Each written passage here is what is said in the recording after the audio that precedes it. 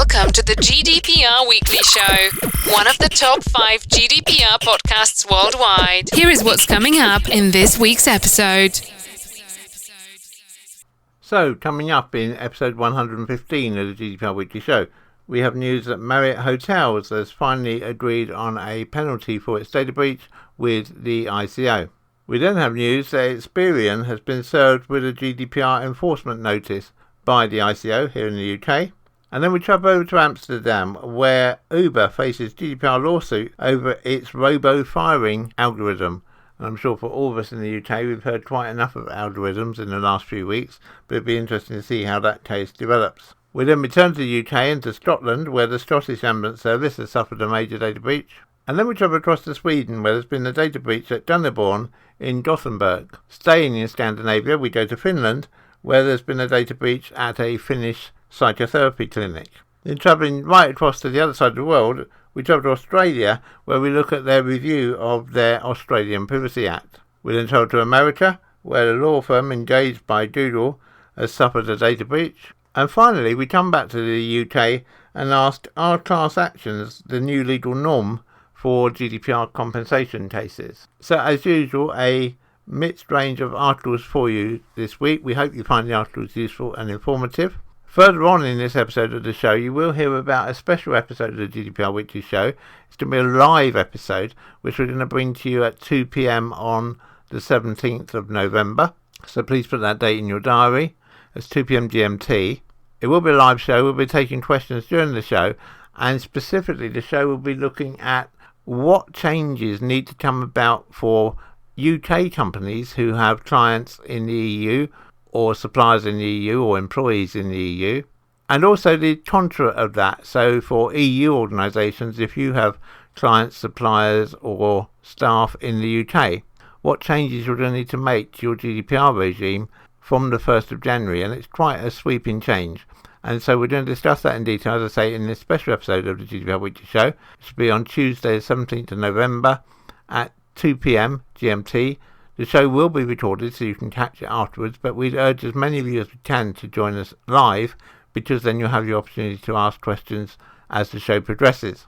The show won't be going out initially in the podcast, as this is now, but will be a webinar on Zoom, and we'll give more details of how to join the webinar in next week's episode of the GDPR Weekly Show. If you have any feedback on the GDPR Weekly Show, we are of course always grateful to receive it. Please just email feedback@gdprweeklyshow.com. We do read every single piece of feedback, and wherever we can, we incorporate your suggestions into future episodes of the GDPR Weekly Show. But unfortunately, due to the volume of feedback we receive, it's not possible to reply to each single piece of feedback individually. We begin this week with an update on the Marriott Hotels data breach. If you're a regular listener to the GDPR Weekly Show, you'll remember that we first brought this to you in episode 17 of the GDPR Weekly Show. Since then, the ICO has carried out its investigation into the data breach and was originally minded to levy a penalty of £99 million against the Marriott Hotels Group. However, since then, the COVID-19 pandemic has come along and obviously dramatically changed the landscape in terms of finances in the whole travel and hospitality sector. And indeed, this was reflected recently when the British Airways fine was reduced from £183 million to £20 million. This week, it's been announced that after protracted negotiations, the ICO and Marriott Hotel Group have reached agreement on a penalty figure of £18.4 million for the major data breach that may have affected up to 339 million guests at the hotel chain. The ICO said names, contact information and passport details may have all been compromised in the cyber attack. The breach included 7 million guest records for people resident in the UK. The ICO said the company failed to put appropriate safeguards in place, but acknowledged that it had improved since the data breach had been reported. The first part of the cyber attack happened way back in 2014, affecting the Starwood Hotels Group, which was acquired by Marriott in 2016. But until 2018, when the problem was first noticed, the attackers continued to have access to all the affected systems and data, including names, email addresses, phone numbers, passport numbers, arrival and departure information, VIP status and loyalty program numbers. On that basis, the ICO said Marriott had failed to protect personal data as required by GDPR. Speaking about the decision, ICO Commissioner Elizabeth Denham said, "Millions of people's data was affected by Marriott's failure. Thousands contacted their helpline and others may have had to take action to protect their personal data because the company they trusted with it had not kept it securely. Different types of data were exposed for different guests, and some of the estimated 339 million may have represented duplicate records for repeat guests, making it that count of people affected impossible." Despite imposing the penalty, the ICO acknowledged that Marriott had acted quickly once it found the flaw and have improved its system since. In a statement, Marriott said that it deeply regrets the incident. Marriott remains committed to the privacy and security of its guests' information and continues to make significant investment in security measures for its systems. The ICO recognises the steps taken by Marriott following discovery of the incident to promptly inform and protect the interests of their guests. Stay home, stay safe.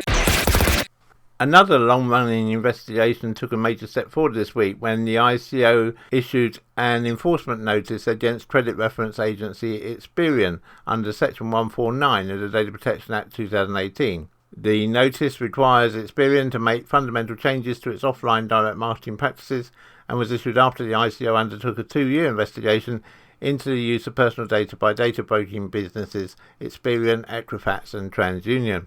The ICO investigation found that all 3 organisations had used personal data to allow commercial organisations, political parties and charities to prospect for new customers, identify people most likely to be able to afford their goods and services, and build profiles about people, all without the knowledge of the millions of data subjects, i.e. invisible processing. In Experian's case, the ICO has determined that the company's practices infringe the data protection principles under Article 5, specifically the principles of transparency and lawfulness, and the data subject rights under Articles 12 to 22 of the EU General Data Protection Regulation (GDPR). In addition to this, the ICO identified numerous other failings by the 3 organisations, including the further use of personal data provided for credit references purposes for direct marketing, the use of profiling to generate new information about data subjects, a lack of transparency, and the incorrect application of lawful bases for processing. The failings of the organisations are further detailed in the ICO's report into data protection compliance in the direct marketing data broking sector, which was released by the ICO on October the 27th, 2020. While all 3 organisations have made changes to their marketing practices at the request of the ICO, including in Equifax and TransUnion's case withdrawing certain products and services from the market, the ICO found that Experian had not gone far enough and did not make the changes requested by the ICO. Experian was not willing to provide privacy information to individuals or to stop using credit reference data for direct marketing purposes. The ICO has considered Experian's contraventions of the law to be serious on the basis that, firstly, an extremely large number of data subjects was affected, secondly, the processing involved profiling and collation of personal data from an array of different sources, and thirdly, the processing was invisible to the data subject, and parts of Experian's business model depended on such processing being invisible, and fourthly, that there was no public interest in the processing. The ICO also determined that the processing was likely to cause distress to data subjects due to its unexplained nature. So having been served with the notice, Experian now has until July 2021 to implement the changes so that data subjects are informed that it holds their personal data and how it uses or intends to use that data for marketing purposes. Experian is also required to cease using personal data obtained through its credit referencing business for direct marketing purposes by January 2021, since individuals do not have control over whether the data is shared with Experian for credit reference purposes and would not expect such processing to occur. If Experian does not take the required actions by January and July 2021 respectively, then it may be subject to the highest fines available under GDPR, i.e. up to £20 million or 4% of Experian's total annual worldwide turnover. In a statement, Elizabeth Denham, the UK Information Commissioner, said, "The data broking sector is a complex ecosystem where information appears to be traded widely without consideration for transparency, giving millions of adults in the UK little or no choice or control over their personal data.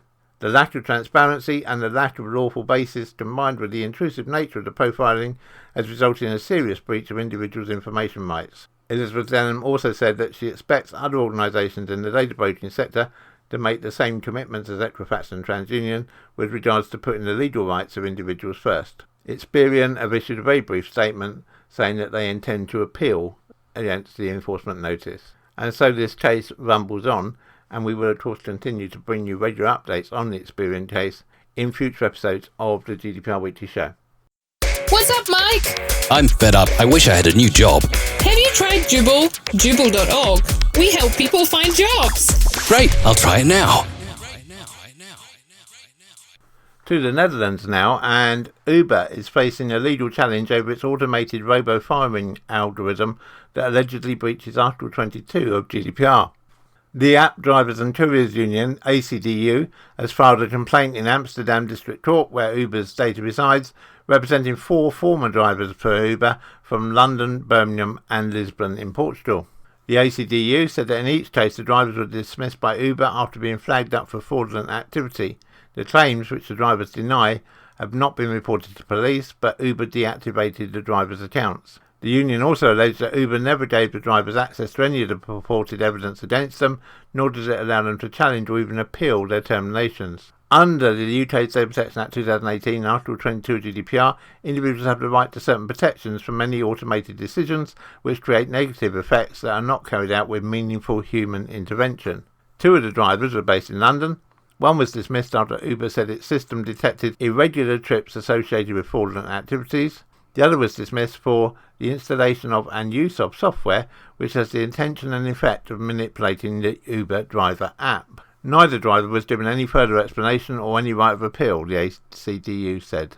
Uber has been allowed to violate employment law with impunity for years, and now we're seeing a glimpse into an Orwellian world of work where workers have no rights and are managed by machine, said Yassine Aslam, president of the ADCU. If Uber is not checked, this practice will become the norm for everyone.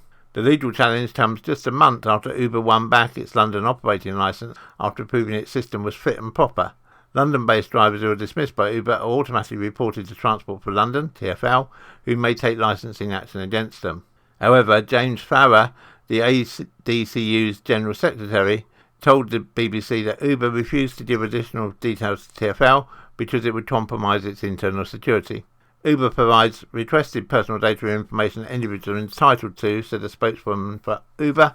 We will give explanations when we cannot provide certain data, such as when it doesn't exist or disclosing it would infringe on the rights of another person under GDPR. We will keep a close eye on this court case, and as soon as we have an outcome to report, we will bring it to you in the next available episode of the GDPR Weekly Show.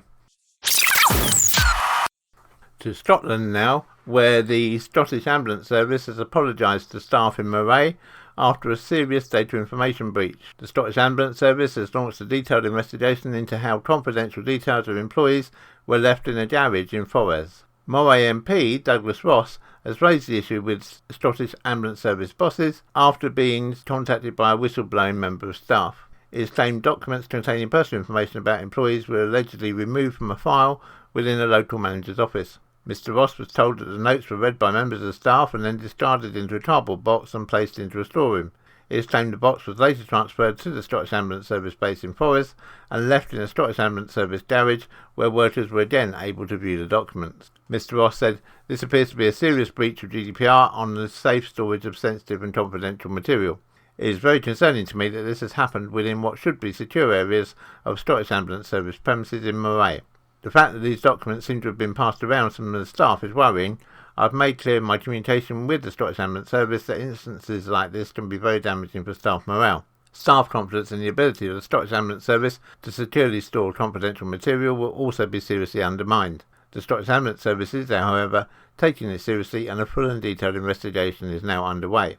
A spokesman for the Scottish Ambulance Service said, "Our information governance team were alerted to an incident involving personal information of staff which was discovered on a secure ambulance service premises. There is no evidence that these files have been accessed by anyone outside the ambulance service, and the files have since been moved to a secure location. A detailed investigation is ongoing, and in line with legal obligations, the Scottish Ambulance Service has also notified the Information Commissioner's Office, who are reviewing the incident. Scottish Ambulance Service has informed the employees whose information is involved, have apologised, and are providing ongoing support.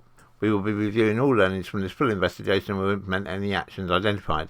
Following the reporting of the incident, the files were moved to a secure location." The spokesman went on to say, "Our data protection officer spent 2 days in the station concerned, speaking to the staff, talking to them about the process and progress of the investigation, providing reassurance and offering them support." Local management teams are continuing their support, and our data protection team are keeping in close contact with all staff to keep them informed as the investigation progresses. We will be reviewing all learnings from this investigation and will implement any actions identified. A spokesperson for the ICO said we have received a data breach report from the Scottish Ambulance Service and we are making inquiries. Again, when we have any update either from the Scottish Ambulance Service or the Information Commissioner's Office, we'll bring it to you in the next available episode of the GDPR Weekly Show.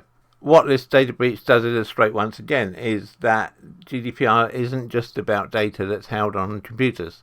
GDPR is about data that's held on paper too, and so you must make sure that your GDPR policies not only include data held on electronic devices, but also data held on physical paper documents, and making sure that you keep them securely and you follow all the same rules as you would as if they were electronic documents. If you need any help on your procedures for the storage of manual documents, please don't hesitate to contact us. Just drop us an email to helpdesk@gdprweeklyshow.com and one of our specialists will provide the support you require. Important! If you have customers, staff, or suppliers in the EU, GDPR is changing from 1st of January. To find out more, listen to our special live edition of the show on 17th November at 2 p.m. GMT.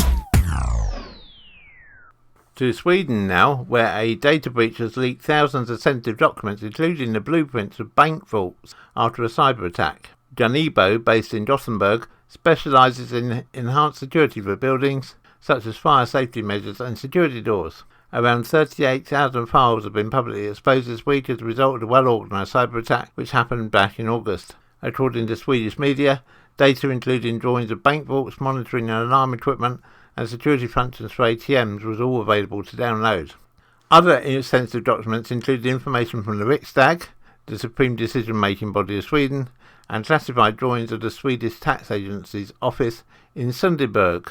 The incident was reported to the Swedish security police, SAPO, back in August. Stefan Siren, president and CEO at Janibo, said, "We can only speculate about the purpose of the attack, but as we cannot rule out that it was an attempt at industrial espionage, it has been important to follow the regulations and we've therefore decided to inform SAPO." The company employed IT specialists to shut down the service to isolate the attack. It also took steps to improve its security regime. Stefan Siren said, "Security always comes first for Janibo, and as a direct consequence of the incident, we have therefore decided to shed light on our IT structure, which is a time-consuming but important job." Janibo said at the time that there had been minimal disruption to its operation. Remaining in Scandinavia, many patients of a large psychotherapy clinic in Finland have been contacted individually by a blackmailer after their data was stolen. The data appears to have included personal identification records and notes about what was discussed in therapy sessions. Vastaamo is a nationwide practice with about 20 branches across Finland and thousands of patients. The clinic has advised those affected to contact the police. It said it believed the data had been stolen in November 2018, with a further potential breach in March 2019. Vastaamo said in a statement that it was cooperating with the police. About 300 records have already been published on the dark web, according to the Associated Press news agency. On its website, the clinic calls the attack a great crisis. The clinic has set up a helpline and is offering all victims one free therapy session, the details of which will not be recorded. The Finnish government held an emergency meeting on Sunday night with Interior Minister Maria Ohisalo calling the situation exceptional. Yeh, who asked for his surname not to be published, said someone calling themselves the ransom guy had told him Vastaamo had refused to pay a ransom of 40 Bitcoin, roughly £400,000. He would now have to pay €200 in Bitcoin. After 24 hours, the ransom would rise to €500, and after 72 hours, data from the sessions he had as a teenager would be published. I'm anxious about the fact that these attackers are in possession of my notes and conversations from my psychiatrist sessions, Cher said. These notes contain things I'm not ready to share with the world, and having someone threaten me with said notes certainly makes me extremely uncomfortable. His therapist had taken the notes in a physical notebook, he said, but he had not been told they'd been uploaded to a computer server. Zer said he could not afford the ransom, adding, "I feel like paying won't guarantee my data will remain safe." Help! I love this show, but I've got GDPR questions and don't know what to do. It's simple. Just follow the instructions coming up and the guys at GDPR Weekly Show will help within 24 hours. All you need to do is email helpdesk@gdprweeklyshow.com with the details of your GDPR issue, and one of our specialists will get straight back to you. Wicked! Thanks, Mike. To Australia now, when on Friday, Attorney General Christian Porter announced the Terms of Reference and Issues paper that his department will use as a basis for its review of the Australian Privacy Act. The wide-ranging review will consider the definition of personal information, whether existing exemptions for small businesses, political parties and the storing of employee records to comply with the Act should remain, whether individuals should gain the power to drag privacy violators to court, and whether a privacy tort should be created. The review was agreed to as part of the Commonwealth's response to the Australian Competition and Consumer Commission's Digital Platforms Inquiry.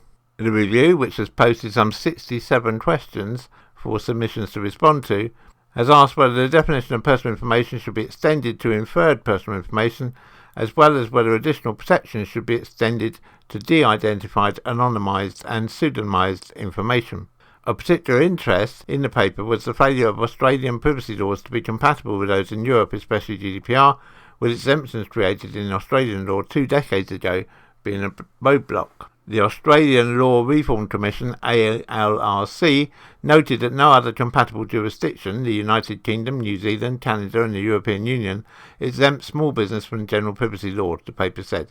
The Senate Committee inquiry further recommended the removal of the exemption, given the privacy regimes in overseas jurisdictions have operated effectively without a small business exemption, and that the existence of this exemption was one of the key outstanding issues preventing Australia from seeking adequacy within the EU. And of course this comes back to something we discussed a few weeks ago with the UK also potentially failing to be an adequate country under the rules of GDPR once we leave the EU totally on the 31st of December 2020. The ARC also noted that the United Kingdom does not exempt employee records from their privacy law. But on the flip side, the paper points out that UK and Germany were in Australia's top 15 trading partners, while other economies around the Asia Pacific made up 72% of trade. The EU only accounted for 13.5%.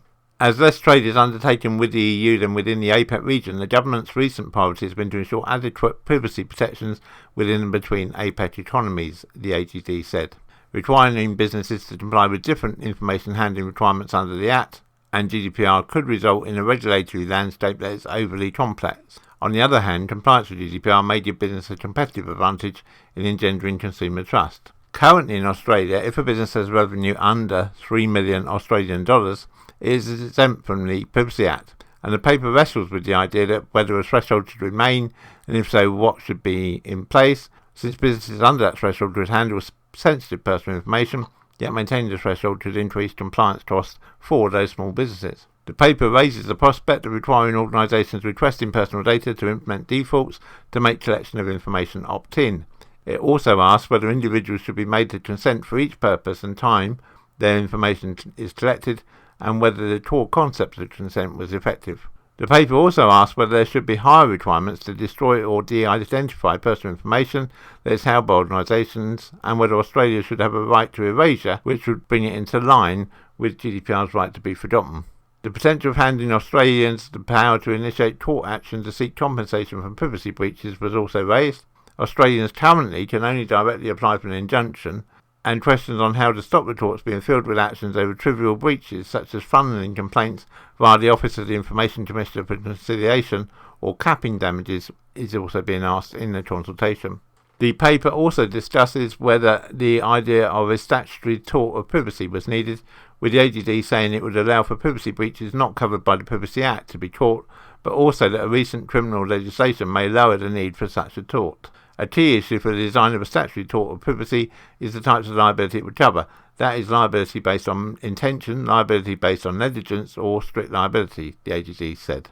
The ALRC recommended that the statutory tort should be confined to intentional or reckless invasions of privacy and should not extend to negligent invasions of privacy or attract strict liability. However, it is questionable that an invasion of privacy due to gross negligence, where a person may not have been reckless but failed to exercise even the slightest degree of care and diligence in relation to obvious risk, should be outside the scope. The terms of reference also state the review would not look into any changes to the Privacy Act that were made to cater for the government's TOB ID Safe app, nor recent changes made to credit reporting. Submissions to review have a deadline of November 29th this year, with a discussion paper set to appear early in 2021. A date for the final report has not yet been specified. We will, of course, keep an eye on the progress of this consultation in Australia and whether it will become the case that Australia becomes an adequate country as far as the GDPR rules in the EU are concerned, which would, of course, bring it in line with New Zealand. Important! If you have customers, staff, or suppliers in the EU, GDPR is changing from 1st of January. To find out more, listen to our special live edition of the show on 17th November at 2 p.m. GMT. To America now, and Google has found itself with a problem when a major immigration law firm responsible for screening Google's recruits from outside the US has confirmed that it suffered a data breach that exposed the personal details of an untold number of Google's current and former employees. The firm, Fragman, Dowie, Bernstein and Lowy, was one of the parties responsible for verifying these employees' Form I-9 files, which Google, along with every other company operating in the US, is required to fill for every new employee they hire in order to ensure that they can legally work in the country. Generally, these files contain a ton of sensitive and personally identifiable details on the worker in question, like their passports, their driver's license or birth certificates, which of course can all be put to misuse by bad actors. Details of the breach are sparse, although a notice first sent out to the affected Google employees and later filed with the California Attorney General's office explains that an unidentified third party was first caught snooping through a particular file that housed personal information related to the I-9 forms for a limited number of current and former Google employees. The firm declined to name a total number of Googlers affected by the breach, nor did it mention if only files pertaining to Google's records were hit. That said, it's worth noting that the sample breach notifications, like the one filed by Fragman, are required under California law when more than 500 of the state's residents have their details swept up as a result of a single data breach. If we hear any more on this from Google, we will of course bring it to you in a future episode of the GDPR Weekly Show. One of the unintended consequences of GDPR, and certainly one that's causing concern, is the growing number of legal class actions which the implementation of GDPR has brought about. If we just take this last week as an example, on Monday the European Court of Justice approved a request for a preliminary ruling from the German Supreme Court to clarify whether competitors and not-for-profit organisations are entitled to bring proceedings irrespective of the infringement of data subjects' rights and without receiving a mandate from the data subjects. In other words, if we took the case we mentioned earlier about the drivers' union taking Uber to court, would they be able to bring a separate action on their own without consent from the drivers concerned? Likewise, on Tuesday, as we mentioned, the drivers' union launched a crowd-funded lawsuit against Uber, alleging that the rideshare firm uses automatic algorithms to deactivate drivers, bringing a class action this time under GDPR Article 22. When GDPR was first envisaged, lawyers were wary of this potential for class action, but they were assured by regulators that it would never really happen. And yet, Article 81 of the GDPR allows data subjects to mandate a not-for-profit or similar organisation to come together and bring actions on their behalf in what is known as the opt-in model. The opt-out model in Article 82 allows these organisations, if permitted by member state law, to bring actions on behalf of data subjects without having obtained a mandate to do so, albeit claims for money are not allowed under that clause. So, are these two cases the start of a major legal battlefield? It's a bit hard to tell, but we are of course aware here in the UK of legal class actions coming against such organisations as British Airways and no doubt now Marriott Hotels. So it's a whole realm which we watch with interest, and we will continue to bring you updates on via our future episodes of the GDPR Weekly Show. Stay home, stay safe. So that brings us to the end of this week's episode of the GDPR Weekly Show. I hope you found it useful. I hope you found it entertaining. Please do let me know. Let me have your feedback by sending an email to podcast@insurity.co.uk.